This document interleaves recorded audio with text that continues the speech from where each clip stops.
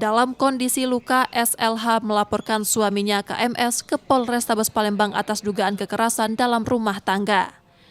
Peristiwa itu terjadi Rabu 26 November 2025 siang kemarin di Jalan Akagani, Bukit Kecil setelah cekcok terkait masalah ekonomi. Tak disangka terlapor memukul wajah korban hingga menimbulkan luka serius. Debat di jalan, cekcokan dua lagi bini.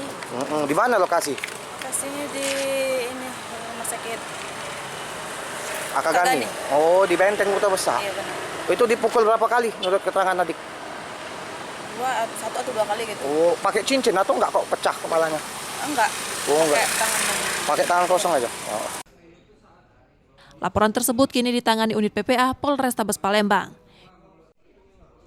Yudi Kiswanto, Kompas TV, Palembang, Sumatera Selatan.